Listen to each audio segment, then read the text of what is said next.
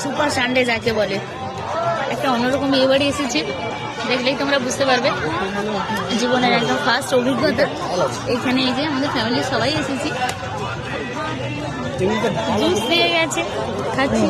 পরে আরো অন্য প্রোগ্রাম ক্যান্সেল করেছে, যেখানে এটা একটা জীবনের বড় রকম অভিজ্ঞতা। জুসের পরে এসেছে ফ্রুটস।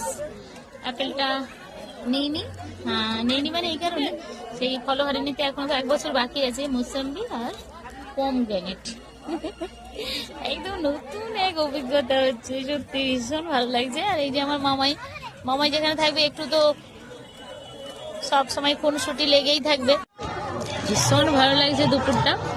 প্রথমে আসলো ফ্রুট জুস, তারপরে ফ্রুটস, তারপরে স্যালাড আর কচুরি, মটর পনির।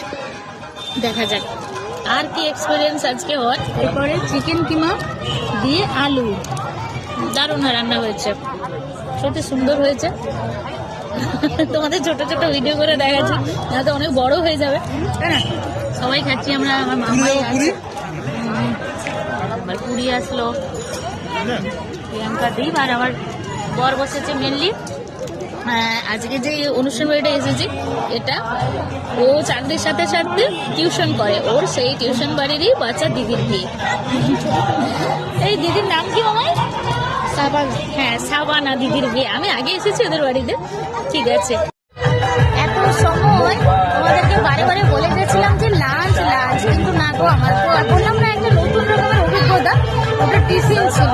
হ্যাঁ, প্রিয়াঙ্কার আমরা তো ঘাবড়ে গিয়েছিলাম, একটু সেরকম একটা ফুল পেট ভরেনি, যে কি হবে উঠে পড়তে বললো। পরে বুঝলাম যে না, লাঞ্চ আছে পরে, এটা ছিল টিফিন। হ্যাঁ, পর আসবে, সেই তোড়জোড় বসেছে, সেই ফাঁকে আমরা একটু কফি খেয়ে নিলাম। আমরা তো এই যে কফি খাচ্ছে, হ্যাঁ, ফুচকা আছে না, ফুচকাটা আর খাবো না, পরে তোমাদের লাঞ্চ দেখাবো। ঠিক আছে, চলো।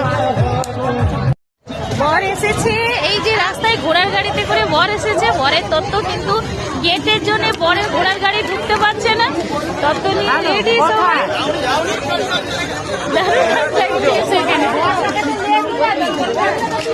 বর পর্যন্ত পৌঁছাতে পেরেছি, ঘোড়ার গাড়ি।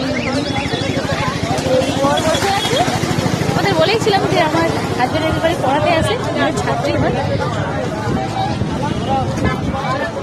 ঠিক আছে, চলো। পরের ঘোড়ার গাড়ি, আমার বাড়ির একটা স্টপেজ পরে এদের বাড়ি। এক জীবনের দারুণ অভিজ্ঞতা হচ্ছে। পরের ঘোড়ার গাড়ি, এবার বর উঠেছে কোলে, সুন্দর।